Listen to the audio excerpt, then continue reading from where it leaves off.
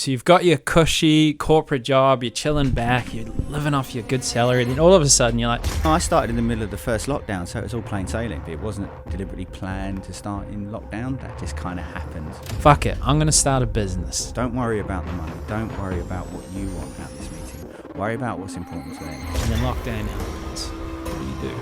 How do you get out of it? And that's the point where you look and go, okay, the whiff of desperation's kicking in on me now, right? And anyone who's been on that journey, anyone who does sales, anyone who starts a business will know what that whiff of desperation feels like. So this is a podcast about creativity, about innovation, about resilience, and more important, how to develop the confidence to sell, to persuade, and to grow as a person. So let's kick into it. Yep. So I think everyone, when they start a podcast, they should sort of know the journey they're going to go on and the guide that's going to take them there. So how would you encapsulate what you do in a few sentences? It's really quite simple. I love having a passion of helping people with a real technical expertise, like lawyers, accountants, engineers, promote themselves and gain confidence to win new work and business. So for me, the really exciting part is not the actual winning the money or the work, but it's actually seeing someone who's unconfident in sales. So I had a background started in sales and seeing them actually go on that journey, gain confidence and start putting stuff in practice.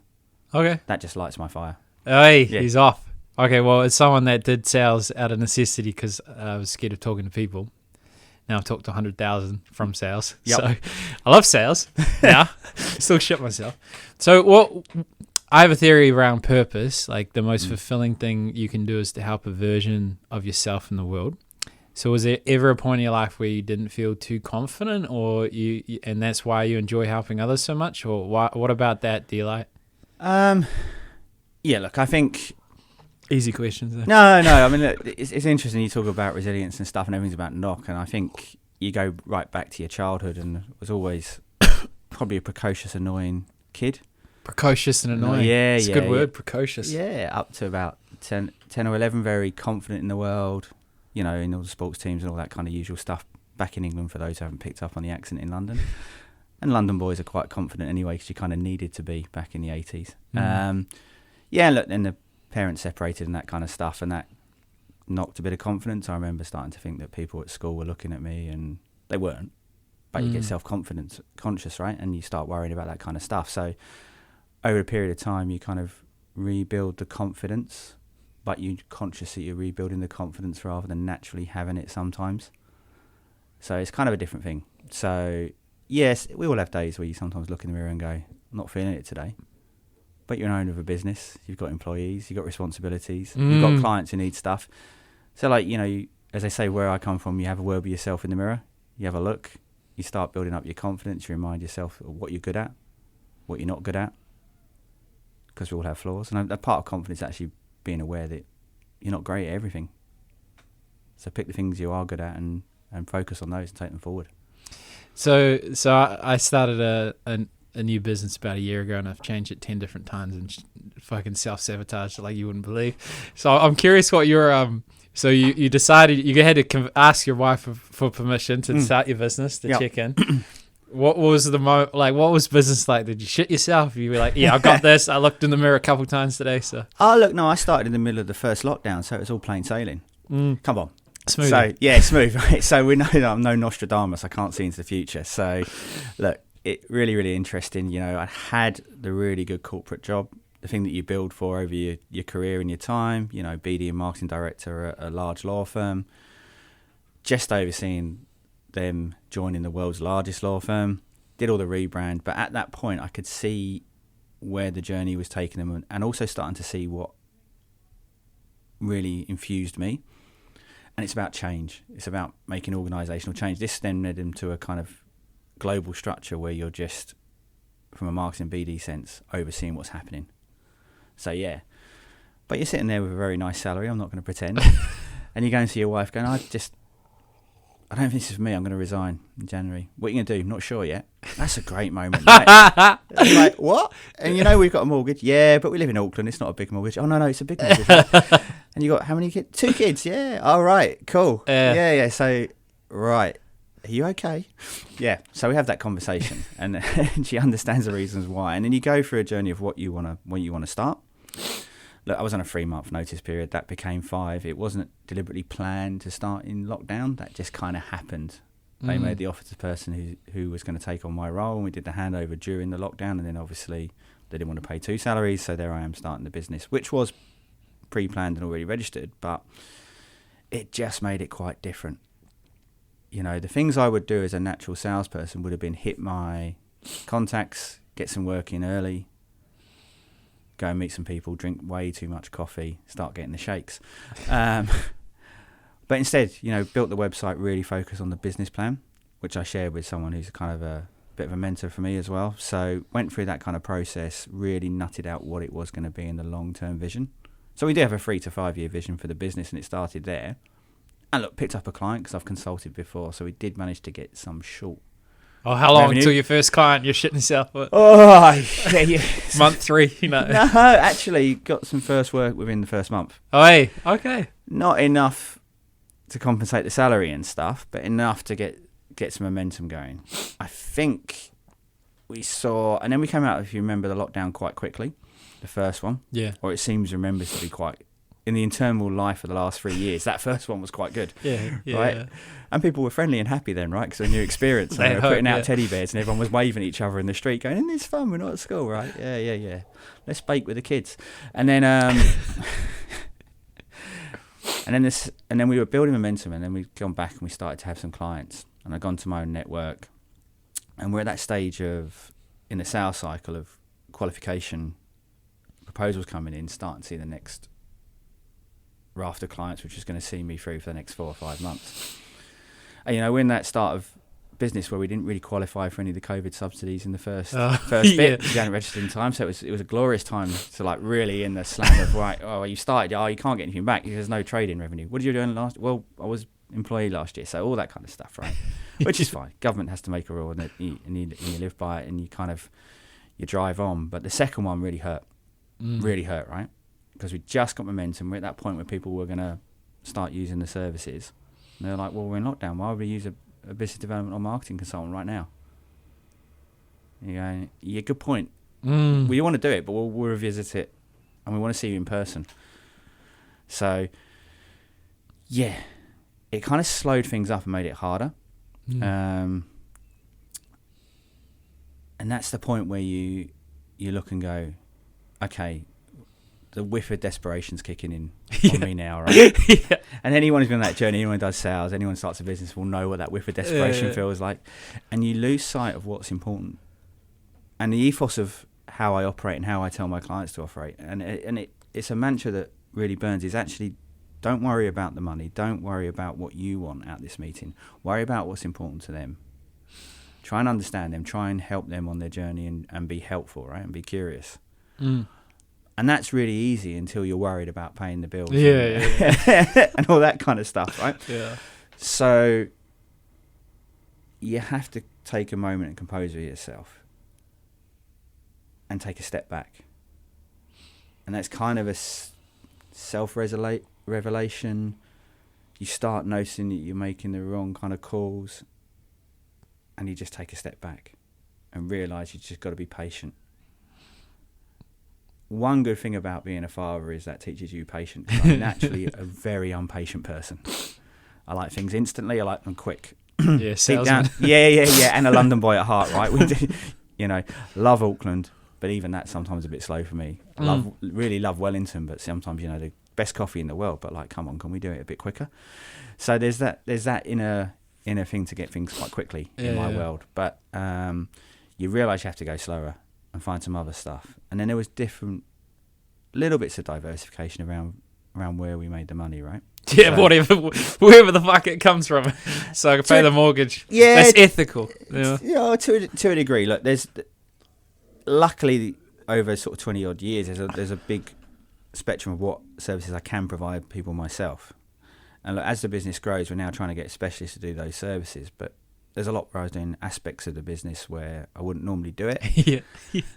Arguably, I'm too experienced for that. And you have to adjust your price point for that, knowing that, yes, you're probably at a higher hourly rate, but actually this service you're providing to the client isn't at that rate. But suck it up, do it, do a good job. Yeah. and know that in the future, when you're starting to build that client base into year 2 and year 3, which we have, you can bring other people on board, which is why we've got a marketing exec in Lucy on board and a couple of associates, one in the South Island and one over in Sydney in Elizabeth and Piers, doing extra client work, allowing me to focus on the kind of stuff that I really enjoy and love doing. Yeah. But yeah, that everyone has those rocky moments in business and think, why am I doing it? Yeah. And then you get a call from a recruitment consultant going, there's a job going at XYZ, it's paying this. But actually, at no point did I ever think, I want to take that. Yeah. Not even, it was no chance. Yeah. I know I'm doing the right thing for me personally and it will work. Wow. Yeah, I mean, it's always interesting what people fall back on. Like, so over the year, I've gone to zero 3 times, all from self-sabotage. So what I'll do is I'll call up someone, get them as a client in a new business model, and then try out. And they're happy, but I don't like it because I want to make them money. So one of them was like using podcasting as prospecting and did it for them. Yep. So I book all the guests. So they're meeting like CEOs and shit like that, but they weren't selling to them. And they're getting lots of engagement on their content, like, hundreds of thousands of views. And they're getting consistent leads, but they weren't calling them. So if people will say to me, oh, yeah, it's the wrong type of client, they have to do their part. But in my head, I'm like, if I can't influence the outcome, so then I had jumped ship and I was like, hey, look, what can I do to help you move on? Like, what can I do to make this right? Because I don't want to do this model anymore. And look, it's really interesting. And I empathise entirely with what you're saying there, right? So the reason why you set your own business, the reason why you do consultancy is you want to see results and change. So if the client's not on board with those results and change, it's probably the wrong client. So from our point of view, we don't question our service, but we question the client or the person we're working with. Interesting.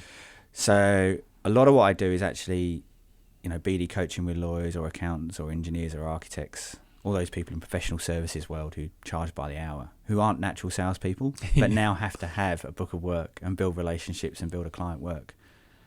But if you're in a mid or a larger organisation, you might be given a cohort of 4, 8, 10, 12 people to kind of go on that coaching journey. I'm quite honest with the people who book us and say, we'll do a discovery session, we might do 1 or 2 sessions, and then we might remove some people from the program.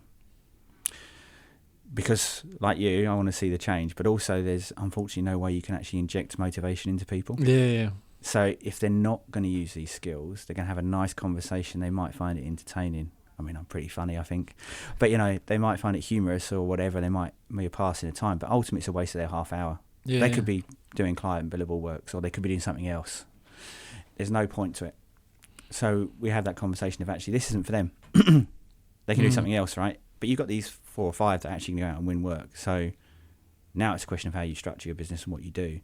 But I'm not going to keep taking your money to produce no results, because there's nothing in it for me, there's nothing in it for you, and then we'll end up in the wrong place.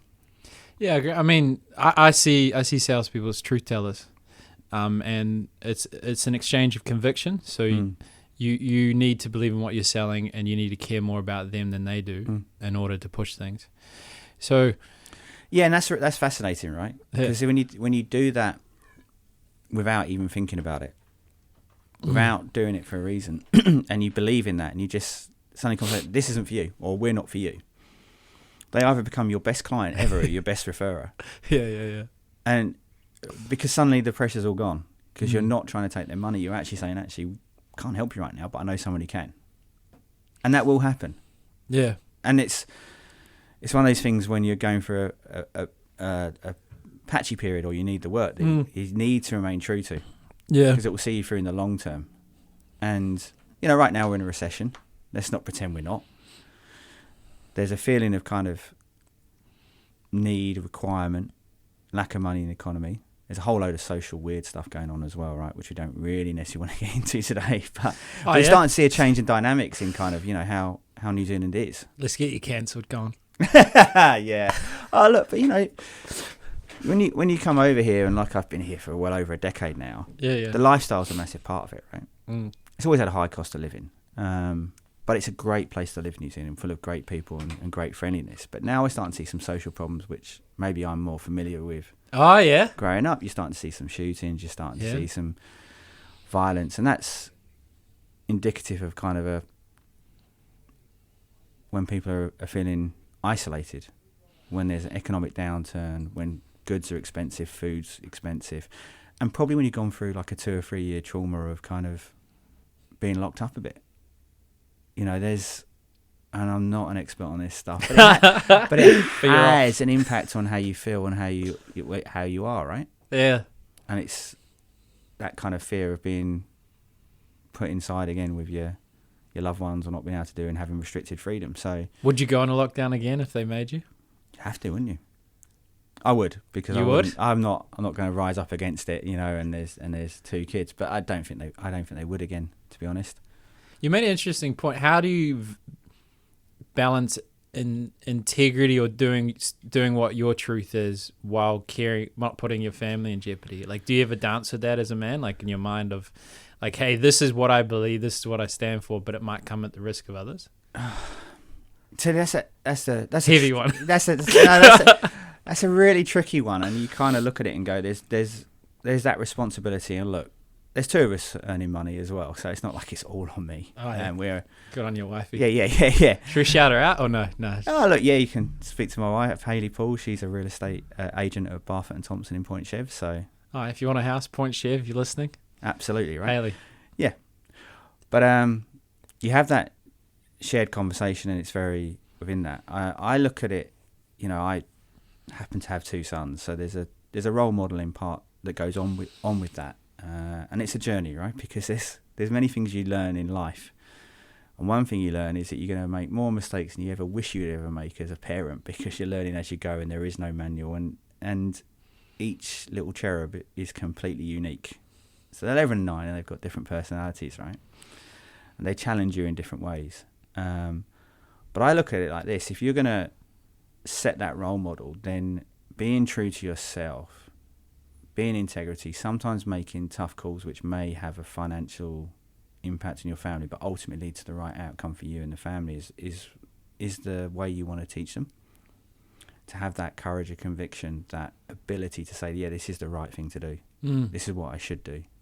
So I'm massively more interested in them leading their life in the right way rather than them being multimillionaires. That part doesn't interest me in the slightest. And I do sometimes describe myself as an anti-sales coach, because I'm the least motivated by money you'll ever see of any sales coach in the world, right? Just doesn't like my boat. It's the thing that comes from doing a good job and from helping someone. That part will come. Yeah, interesting. Yeah, I think from a lot of salespeople, I would see in terms of the price point, it's proportionate to their self-worth. So it's interesting that, like, the people that genuinely care do really well, as long as they can balance it with the self-worth to deserve the price they charge. Look, yeah, absolutely, right. And it's really interesting, because a few years ago in the States, they actually took commission away from certain jobs, because there's a big part about that whole kind of commission culture that goes on, right? Yeah. And it commission breath. Yeah. Look, it's really interesting, because like, most of my clients may have some degree of that, but they're not really commission based because they're not salespeople. But you look at that mantra and what it is, and what is the purpose of any commission structure, and this will happen with any partnership or deed structure. What is the purpose of it? And people think it's to try and encourage sales, and so you make them hungry and all that kind of stuff.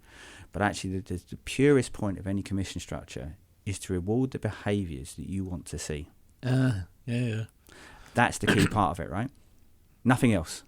So if you want to promote certain behaviours, if you want people to build long-term relationships with your clients, as they found in the States on some of these ones where they're selling big aeroplanes and whatever, take the commission structure away. Make the base salary higher. Because then you get the long-term thinking. If you say you'll only get paid if you earn commission, then you're going to get short-term, and then people are going to cut corners. Because why wouldn't you? You have to. That's what your commission structure is telling you to do. So it's a really key outtake, is to think about any time you're doing any mechanism in a business environment, what's the outcome you want? What's the behaviours you want to see from the people you employ or work with? And build your structure to recognise and reward that, not the ultimate outcome.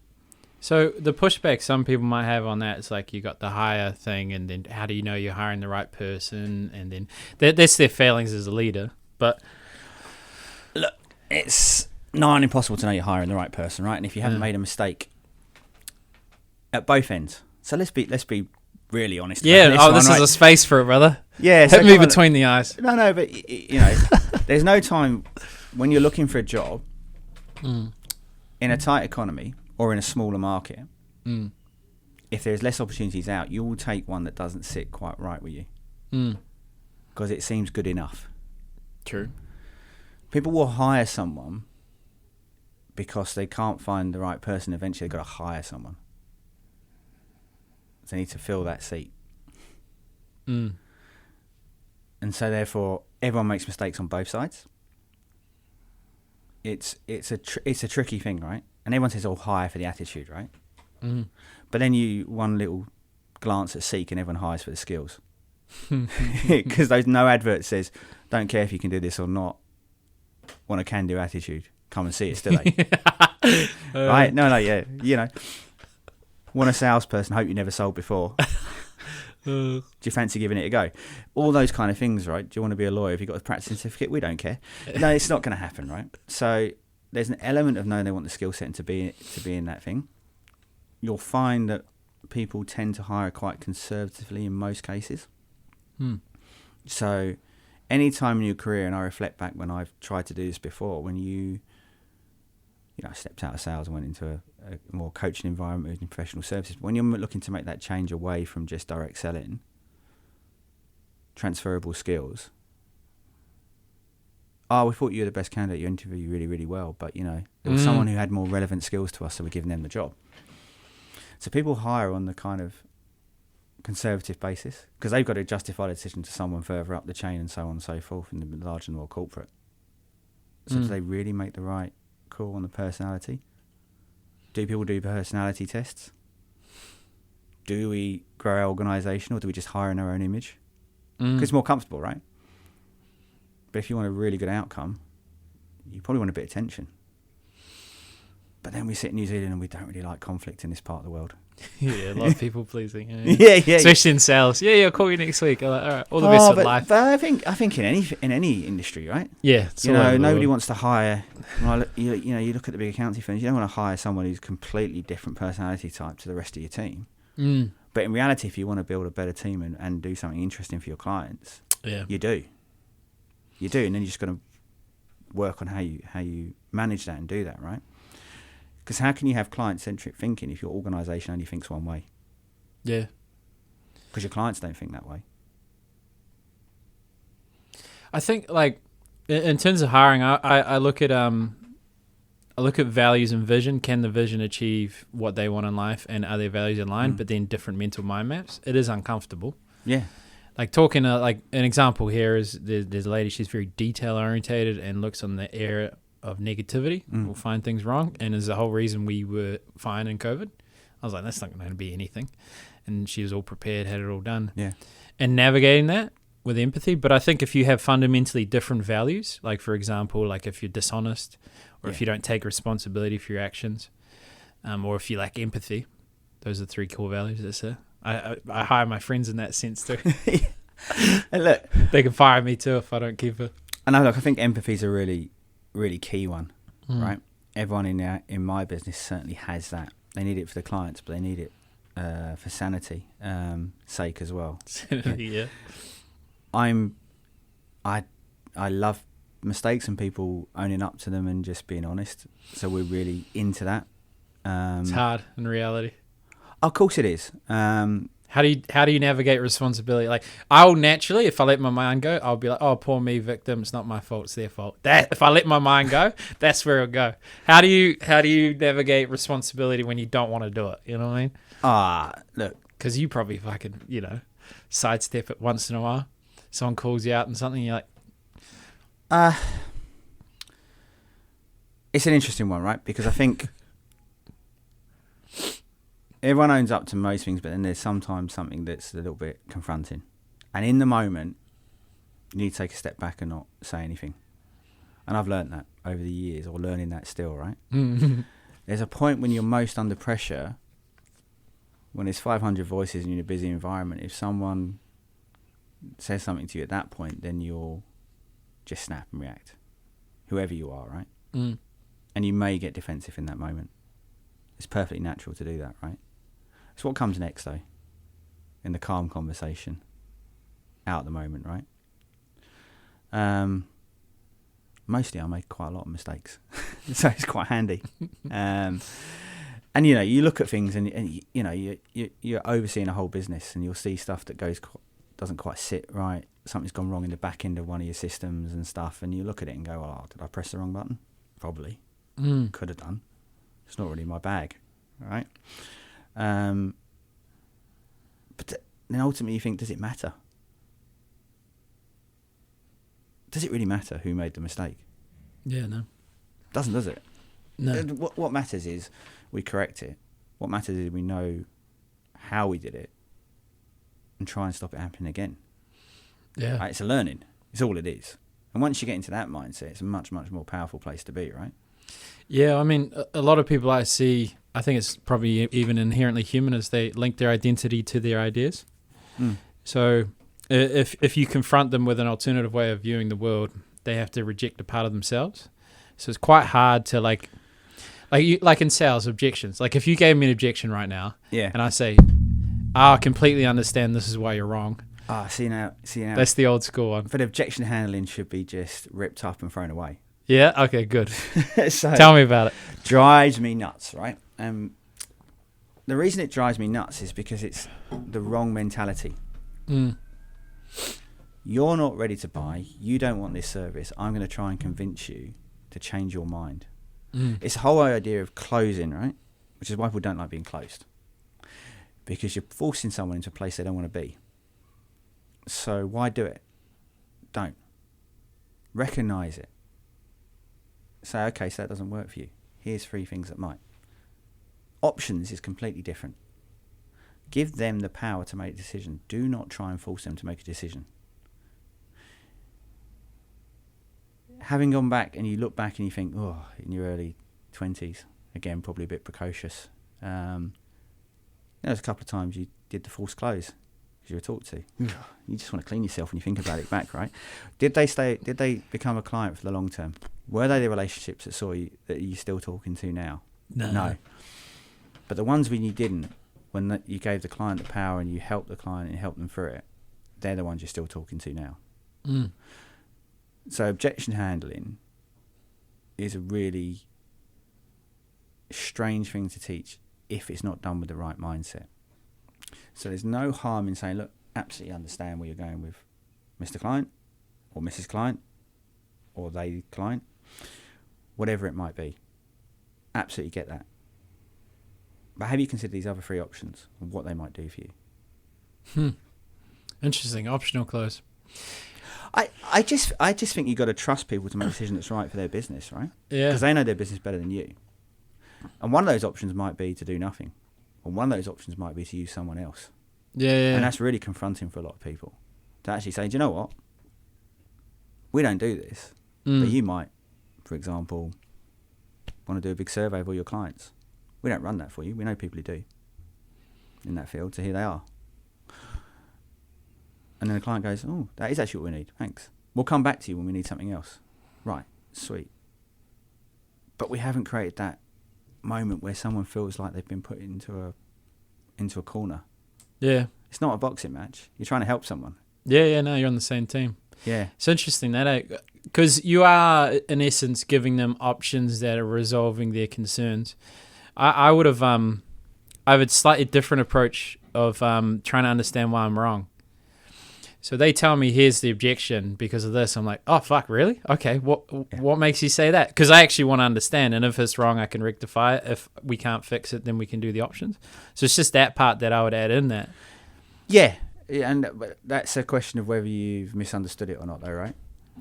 Oh, like if you already understand the objection. Yeah. Are you intuitive? Like, how do you understand a person's objection without them telling? I mean, you've done it a lot, but like often it's, a deep-seated, either emotional fear or fear of someone else, and you just... This is the fun side of it, right? We're dealing with... As humans, we try and put logic and fact and process into stuff, right? And yeah, everyone has a structure. But anytime you're building client relationships, anytime you're working with someone, even in the business world, they do not make logical decisions. It's an emotion. And And all the studies show people buy on emotion, right? So sometimes you get a feeling, sometimes you'll know. Sometimes you'll ask though. So we spend a lot of time teaching our clients and thinking about clarification questions. Are you looking to resolve this? Do you want help with this? We sometimes will say, is what we gave you what you're looking for? Or do you need other options? There it goes again, right? Keep thinking about, do you need something else? It's all about putting the person in a position where they want to buy from you, not you trying to sell anything. So we have a BD playbook which is available on our website. People can download it and all this process. But one thing that's really, really interesting for us is created this triangle of what happens in a client conversation. And in this part of the world, it's a coffee catch-up, particularly for my clients, right? Even CEOs will meet you just for a coffee. I mean, bizarre. Blows my mind still as a London boy going, really? You can meet a CEO that easily in New Zealand? Can't do that back home. So interesting. But what is it? What is that outcome? It's certainly not a sale. It's not getting a proposal across. It's not anything other than trying to build the relationship and having the next meeting or getting them to share some information with you, finding out more. Really getting in to understand that person. So there's a reason to meet a second time. Try and provide value in the meeting, right? So, we sit here today, and if we had a natural outcome, it might be that I'll go, actually, there's 2 or 3 people in my network that I think would make better podcast guests than me, so you should get them on, right? Cool, right? I probably can think of 2 or 3 that would be so, yeah, annoying, right? Because I'm a highly competitive person. That's why in sales. But you have to admit that sometimes, right? And it's a good thing. So you share that. That would be a good outcome, right? And you can do that with all your client meetings. How can you help them further in anything, whether it's related to you or not?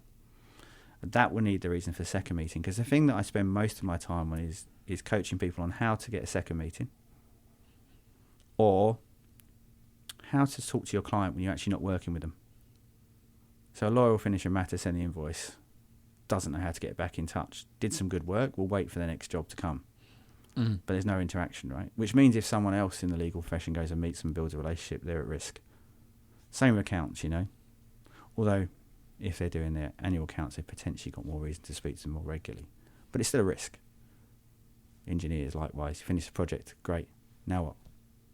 Don't know what to talk to them because they haven't asked enough questions about what's important to that person.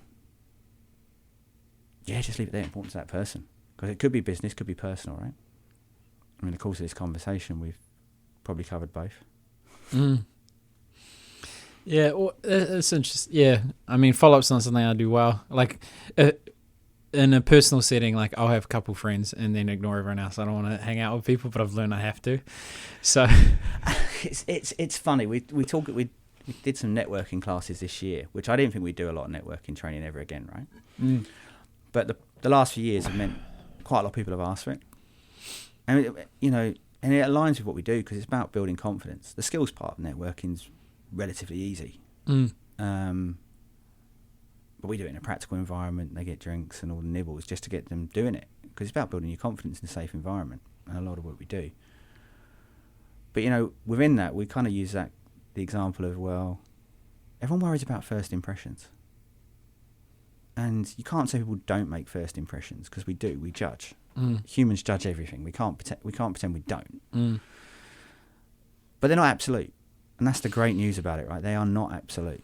And you use that example of, and you went to friends, which made me think of it, Most people have that friend they probably met at university in Freshers Week or at some point, and they thought, I cannot stand this person. And they get on with them. And then fast forward 10 years later, they're one of their best mates. So it tells you that first impressions aren't absolute. People change their opinion based on how people behave and how they act after that first impression. Yeah. So you don't worry too much. And that comes back to your confidence bit right from the start, right? If you're worried too much about first impressions, how you look and what you do yourself in knots and it won't get you any further. So be more confident and don't worry about it so much. Yeah, I mean, my fear around talking to people isn't so much making a bad first impression. It's more of, a fundamental belief if they knew me, they'll leave. So that, which I've worked on and do, but you talked about something interesting around confidence and building confidence. So I'd be curious on how I sort of have some ideas on how I might help someone else build confidence. I'm curious what you do to help someone be more confident, which is a bit of a fucking unique skill. Yeah. And look, do we get it right every time? Probably not. But I think it's around understanding, first of all, where the fear lies, because it's never the same. People have a range of different fears of why they want to talk to someone new or what it might be. In a lot of cases, my client bases are highly intelligent, but highly skilled in a particular field. The thing that scares them the most is talking to someone who's highly skilled in a different field about a conversation they're not experts in. So if you sell and trade on your expertise, it can be quite scary to talk to someone about something else in the commercial world. So, it's around learning that actually most people in a meeting don't want you to solve their issues there and then. They want you to listen and ask questions to help them move with their thinking, right? Yeah. So we talk about mindset shifts. You're not going there to talk about your expertise. You're going there to help that person along and understand them better. And that's the first part, right?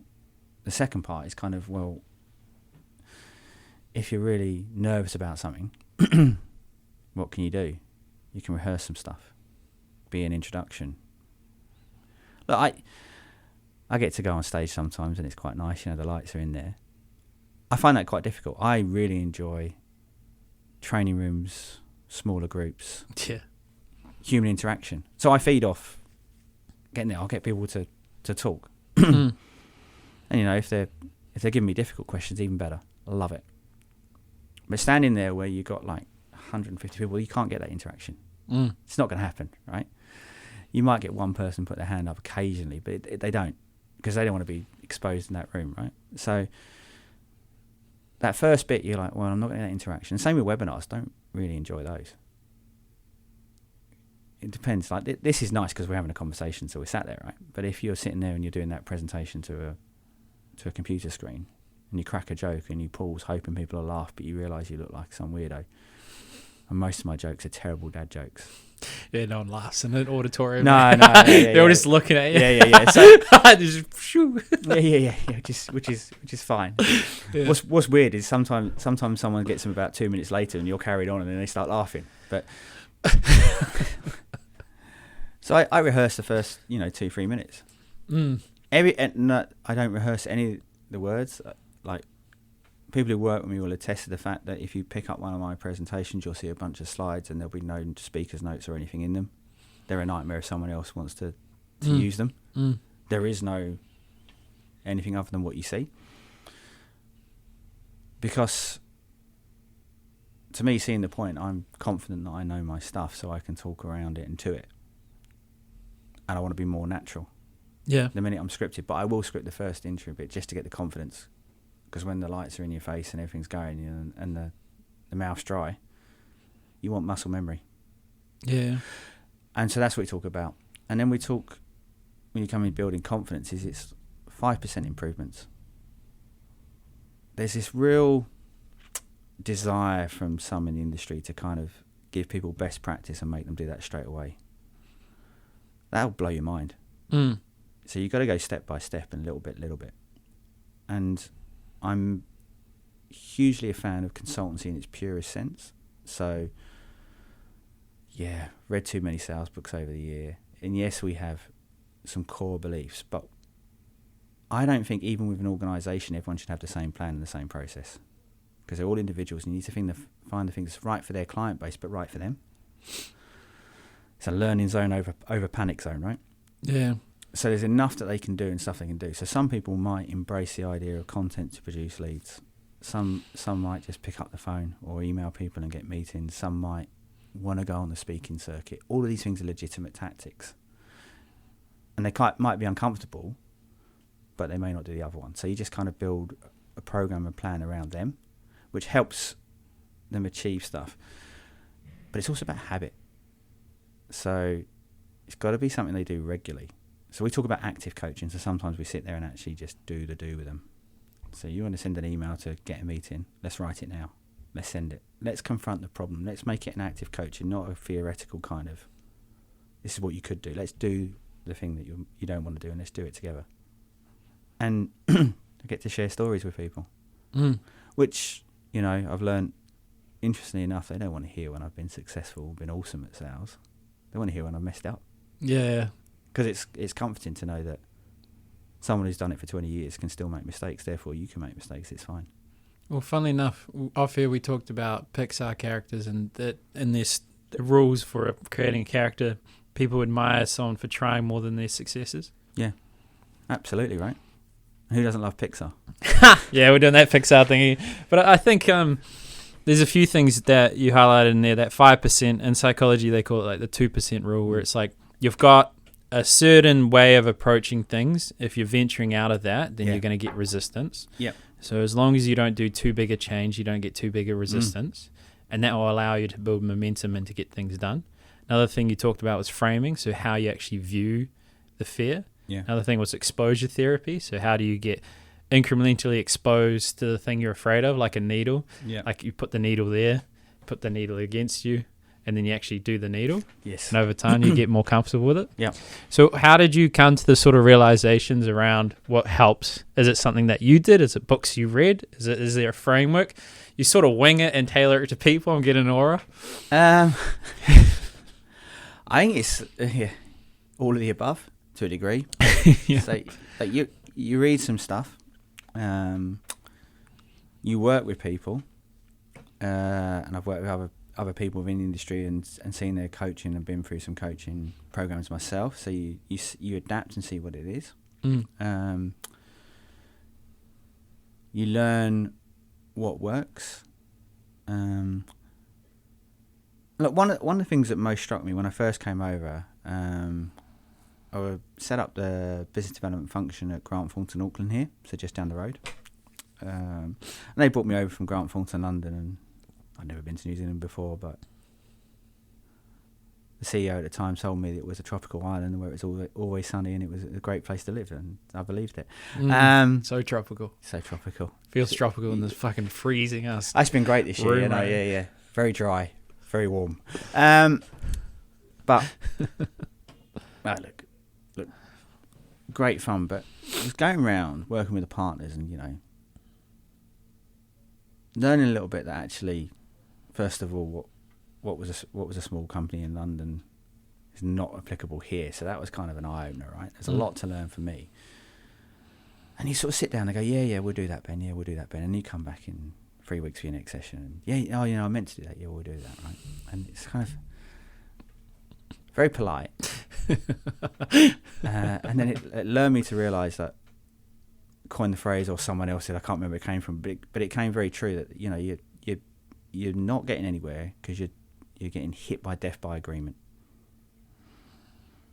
right? Everyone's saying yes, but no, what they mean is no. Yeah. So, yeah, New Zealand. Yeah. So nah. But you're getting everyone's saying yes, but they're not doing it because they don't want to do it. It's confronting, right? Yeah. So then, you know, you work with the people at the time and realise that some people you're just not going to reach. So you simplify rather than talk to everyone, right? And there's a little bit of that learning from organisation. You get a new toy, you get someone in there who's trying to help everyone. Then all the owners of the business, all the partners should work with that person. The reality is they shouldn't. Yeah. Because why waste their time and why waste your time? Right? And if they're successful, they need to. And if they're really unsuccessful, will they ever change?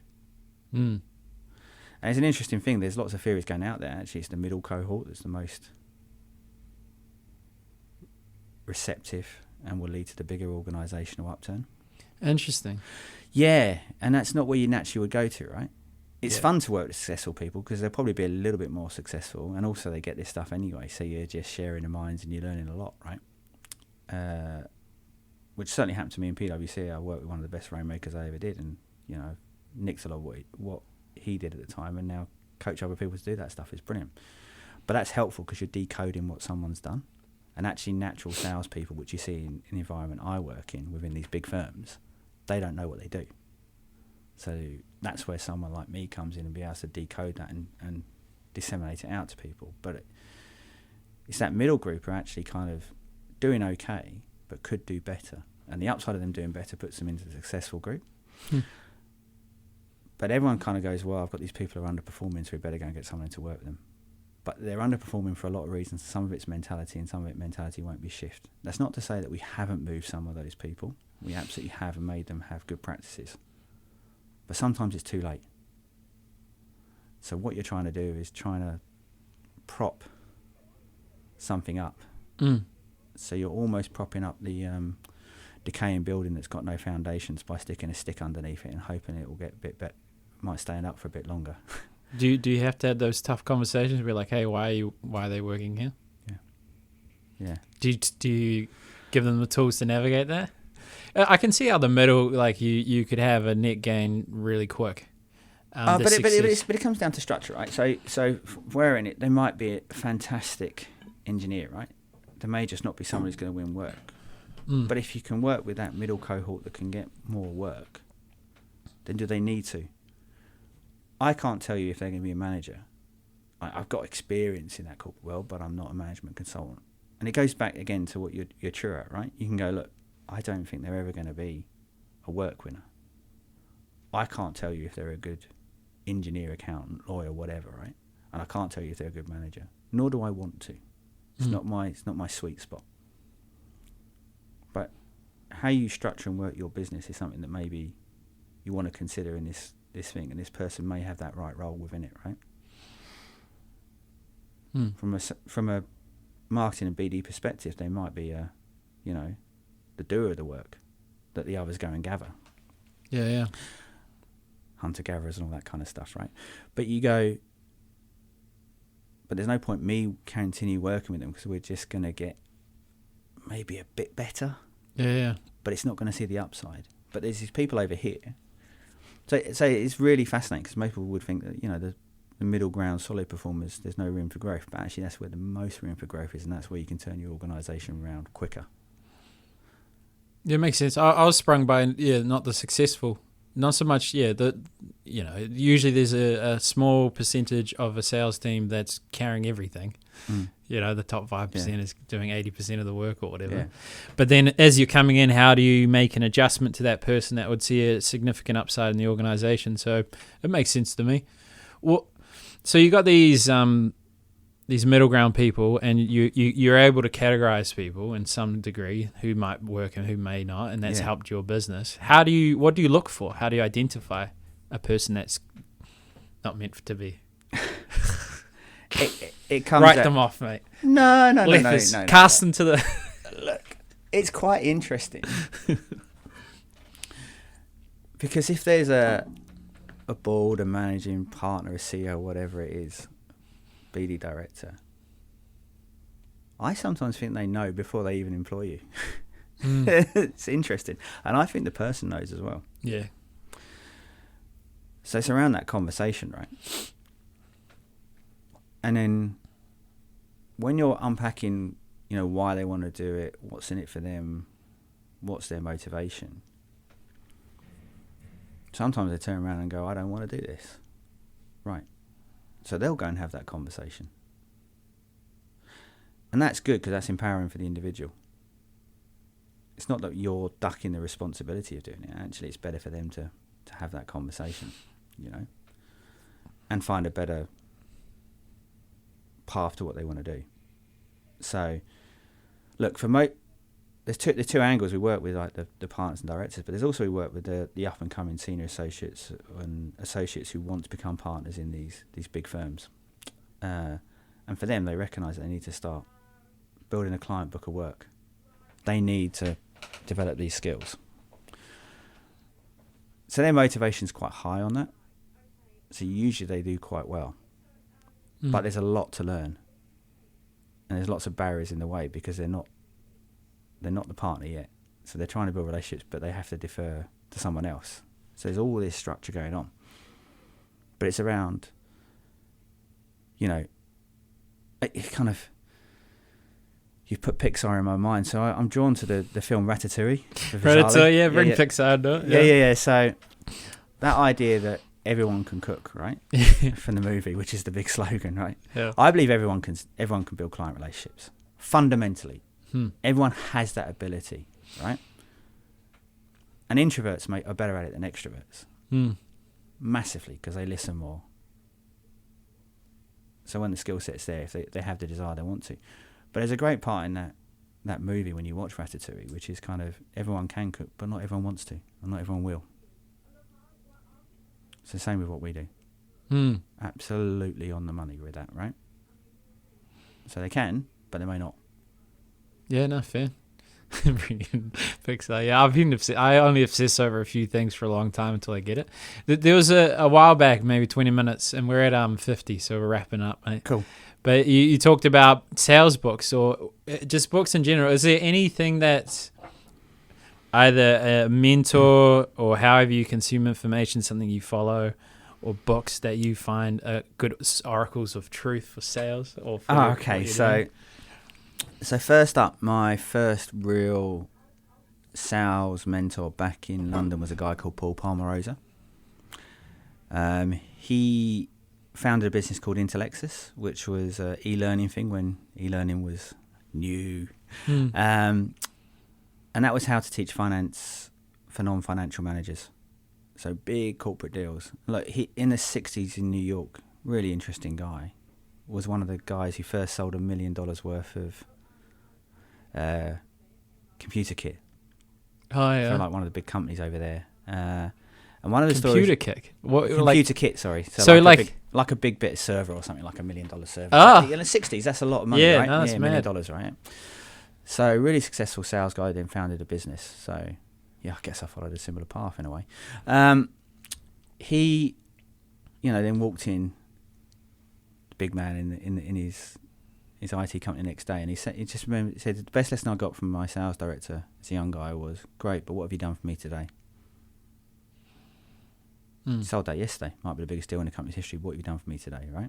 And that gave him that kind of that drive forward, right? And he was, we closed one of the biggest deals that year together for the company we were working for by just saying nothing. So the client wasn't using our thing. We were just about to say, okay, well, we'll take the trial away, and off it goes. And they went, but since you've tried so hard and you looked after us, just send us an invoice for the last 18 months, even though we didn't use it. But literally, we sat for 15 minutes. So it taught me the art of silence and letting people just come to their own conclusions, and people will come to fair. But he was really big on integrity and fairness. I've had the joy of working with Keith Dugdale, who's also works in a similar field to me, and he's got a great book called Smarter Selling, which takes what David Maister did around the trusted advisor, Maister Green and all that lot, and kind of makes it more practical and usable. So build on the trust equation and stuff. So that's something that's really key to what I do. Other books are important. Massive fan of Playing to Win, which is by Lafferty and Martin, which is a strategy book to how to do business strategy, key components. So a little bit like at the start, what is your winning aspiration? So that comes a little bit to that Simon Sinek kind of stuff about your purpose. And then from there you can build down, what markets do you want to play in? What does winning look like? All that kind of stuff. And it filters through in a 5-stage process. And we've taken some firms through that, and it's so much fun. And they come out with a strategy that, on a go-to-market sense, is done on the page. It's tangible, it's deliverable, it's actionable. Everyone understands it, as opposed to these ethereal kind of marketing and mission statements sit on the website that no one has a clue what they are, can't tell their clients about it, ultimately pointless. So yeah, they're the things that really aligns with what we do and how we operate, but I just love that kind of stuff. Well, what would be your one pager as we finish? What would be your dream? What is the point of all this, mate? Why are we here? Why are we here? Why are you out there selling to sell people? No, the reason we're here is to ultimately be in the market we play in, so in that professional services market, be the go-to initially across Asia Pac, but actually across across the world, an alternative that works with people, with the larger organisations to achieve their goals. What about you though? What, like, let's say you're on your deathbed, you're 99, and you're like, this is what I achieved, Ryan. This is my mark. This is my legacy. This is what I want it to mean. Oh, look, I'd like to look back and the Beatty Ladder still exists. Obviously, I won't be running it. I don't aspire to my kids running it. I'm not one of those people who thinks you must make your kids do what you did. It may be sold by then. It may be owned by someone else. But it had an impact, and it helped people achieve, and it still carries on. Cool. And they can look back at this podcast when you're dead. Like, Yeah. Watch it back. Yeah, and I might find I've got round to writing that book and stuff as well. But, you got a book coming potentially. Potentially, it's in there, and we're looking at e-learning and books and other stuff as well as we build the portfolio and make money while I sleep and all that kind of fun stuff. Yeah, well, War of Art would be a book you might appreciate. Yeah, I've written a couple of books, and it's just a whole book on rationalizations, and it talks. There's a quote. It's like, this famous author was asked, Do you write when creativity strikes? And he's like, yes, it strikes every day at 9 a.m. Yeah, and it's all discipline, right? Yeah, and that's true. And we've probably got enough material in blogs and articles we've done already. It's just pulling it together and then thinking about making it a book. Pushing back at you, what's your 5%? What's your email for this book thing? What's my 5%? Yeah. You'll go that direction. It's not too petrifying, and it'll take you in the direction of writing a book. I think my 5% is carving out the time and being disciplined to do it, right? And Okay. it probably is around doing it at a time when it's summer. Summer? Because the client works quieter then, right? New Zealand shuts down, Australia shuts down. Okay. So what's summer? I'm not good with seasons. January, February. So like January, you're going to have a sit down? Up to you. You don't have to make any I agreement like it. in You're front of it. both what you mean now. Yeah, but probably will. Yeah. Probably will? I don't know. What do you say when clients say they'll probably write an email in January? Yeah. What would there be like putting in a time on a Monday morning on January 28th just to do 30 minutes? Or something It would like be that? something like that, yeah. Is there anything you want that's what I will do? get to, yeah. But the big conversation piece in that, of course, is holidays are a good time business-wise. We go back to wife permission, though, don't we? Well, I mean, if you can find... What time could you find? I'm challenging you. Oh, no, but that's a serious point. So, and it came up in actually something we talked about earlier. When it comes to the family side of life and that stuff, I never make a commitment until I've discussed it with my wife because it impinges on the family time. And I'm massively big on no false promises. So, if I'm going to carve out time in a holiday when we should be doing something together or could be doing something together, I need her permission and agreement first. It's fucking like a true salesman, huh? How it works. Well, I mean, you say, hey, I'll do 30 minutes in a whole week period, and within that time, I'll fit around family time. That's not really a... Yeah, that would. And look... Do you want to do that then? We will start the book in January. Okay, you'll start the book in January? And that can be a fucking word. I don't care. I just want you to start it. I'll start the book in January. All right, boom. Cool. Deal? Deal. All right, you heard it live. Cool. Thanks for coming on the show. We're Awesome. done.